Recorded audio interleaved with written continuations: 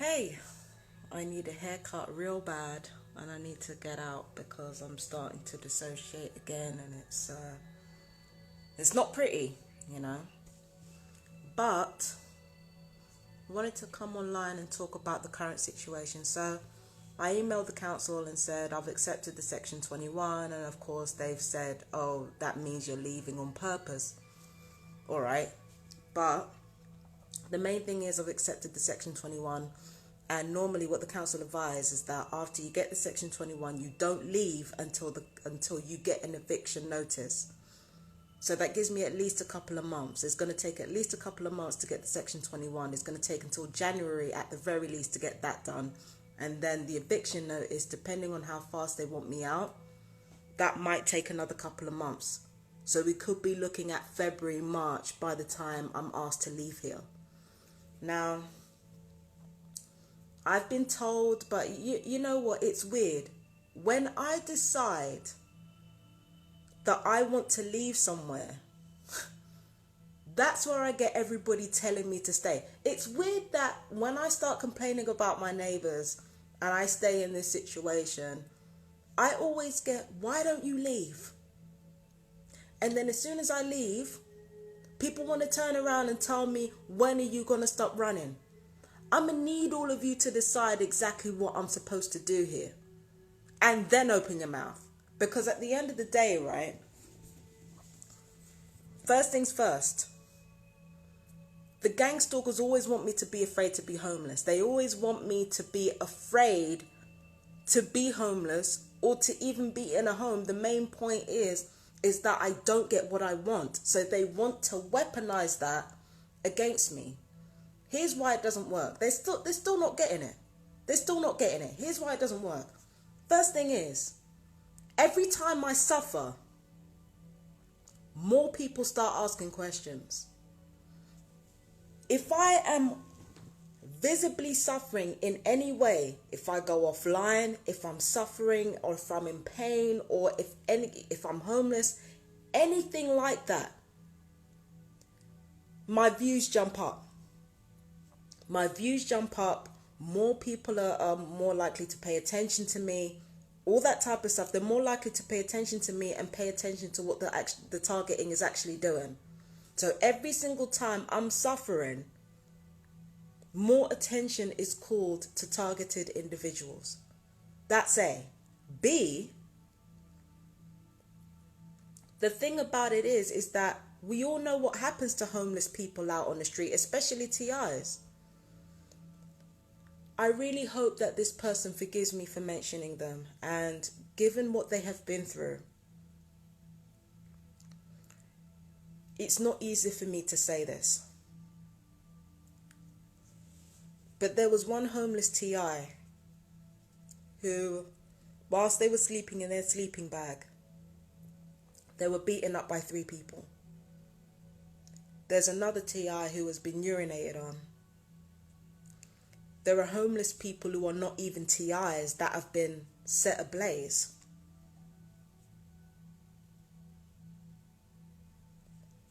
So, upon hearing this, I said something along the lines of, because I was talking really loudly and I was on the phone and I wasn't aware that the neighbors could hear me, right?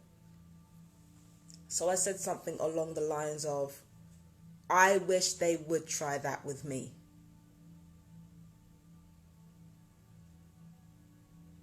Because just getting into a fight could potentially kill someone with one punch thrown. Could paralyze somebody with one punch thrown. Like that alone, like a simple fist fight, could potentially be lethal. Let alone being beaten up or set ablaze or being pissed on, that can cause disease. So it's like, I'm not going to say the entirety of what I said, but I said if anybody tries that with me, listen, they're not going to, I'm going to leave it there. I'm going to leave it there. Because at the end of the day, right, that's a threat to my life. That's a threat to my life, and I'm not going to put up with it. And that's what I'm saying. These people want to talk about, oh, she's violent, and they're not saying that because they're scared of me. I mean, they are, But they're saying that to justify to themselves that as long as they're not violent and as long as they won't throw hands, that they're better people than me.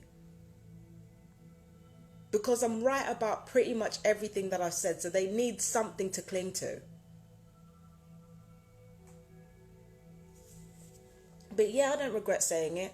Like I said, if I get out on the streets, I'm going to run the streets. People want to try that with me. Listen, I'm not going to say the entirety of what I said, but I meant what I said.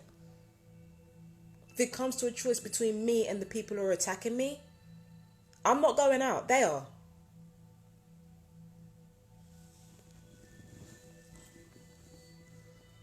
I'm not going out. They are. There's no way in hell. You take me for a fucking fool. And of course, these people attacked this TI when she was sick and when she was extremely vulnerable. I'm not even going to go into what this woman's gone through. So I can't even blame her for not choosing violence or not defending herself. She was blindsided, literally. So I can't even blame her for that. I can't even blame her for that, because that shouldn't have happened to her in the first place. But with me, I'm fighting for my life.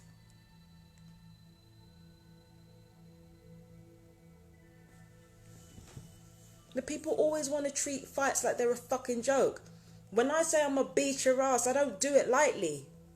I've been surrounded my entire life by people who want to throw hands or stamp on people, then to turn around and brag about it later. Like it's a fucking game. It's not a fucking game to me. It's war. If I cuss somebody out, I'm well aware of what I'm doing. Every time I cuss somebody out or cause them stress, I'm aware of what I'm doing. That's why I try not to do it. Because I know the effect on their nerves, the effect on their health. I go out of my way not to be mean to people because I know the effect on people's health. I've suffered it myself. When it comes to violence, where I used to talk a big game and not go through with it. Now, if 9 times out of 10, if I'm not going to do anything violent, then I'm not going to say it. Because I know how serious it is. It's not a fucking game. It's not I can talk about how I feel, but doing it is not a game. I'm not like the rest of these fucking people. I understand the consequences of what I do. And that means I can't stay here either. Because the thing is, if I've been making threats, and people know I've been making threats, it's all over my videos. I told the police that. I told mental health that. I can't stay here. And even if I don't stay here, the damage is done. There was one fucking idiot screeching that they weren't going to stay here for as long as I was here because I was violent. How do you think the rest of the community is going to take that? There are already racial tensions here. There are already racial tensions here. So in doing this thing of premeditated harassment, of trying to make me act violently or act angrily, there are consequences to all of this stuff that go beyond me. This is exactly what I'm talking about. This is exactly what I'm talking about. How many innocent black people are going to walk up and through here because of the premeditated harassment against me and get harassed themselves or get put upon themselves? How many TIs are going to come through here and get the same treatment because of what happened with me?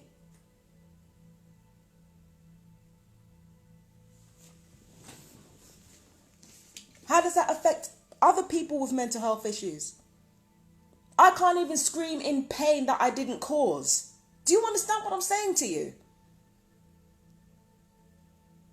I don't want to live around people who don't understand the wider implications of their fucking actions. I don't want to be around people like that.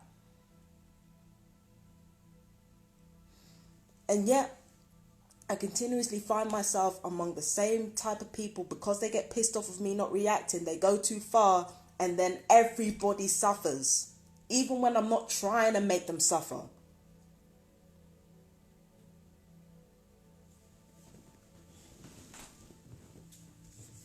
It's fucking ridiculous.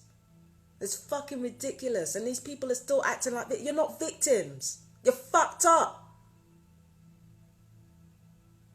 And when it comes to living in this flat, the gang stalkers clearly want me to fight for this place because they know I don't want to move.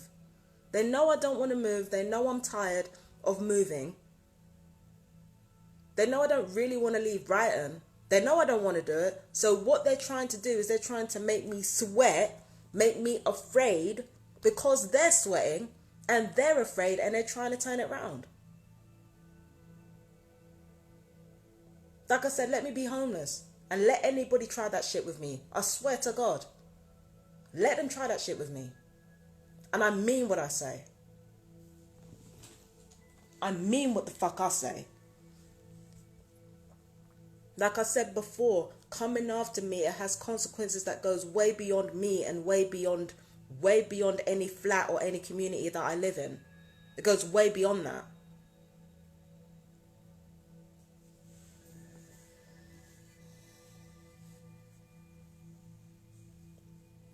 It goes way beyond that.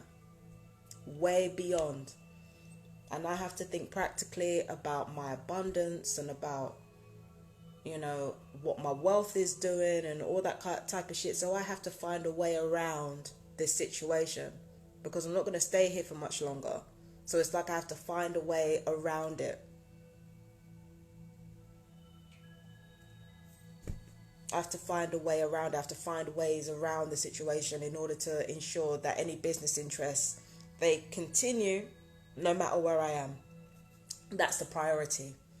The priority is not to stay here or leave here. It is to make sure that my business interests are protected. That's what's important. Because I'm not going to go into too much detail, but that's what's more important on my mind right now. That's it. As for the rest of these people, they don't fucking think. I don't want to be around people who don't think. Sick of it, you know, there is at one point I wanted to be the most intelligent person around me, but I'm only as intelligent as the information that I take in and process, which means I'm surrounded by a lot of dumb fucking people. I think I have some work to do in order to be among people of sorts, because they're saying it. They're saying it. They're saying it. The fuck? This is not it. No way in hell. But anyway, I love you guys. Take care. I was going to go out today. I can't face them. I can't face any of those people. They're too stupid. I can't do it. Too stupid, too terrible. I can't do it. I want to go out so bad. Have fun so bad. Can't face it right now. I'm getting there though. Getting to my old self though, so that's good. But anyway, I love you guys. You take care. Bye bye.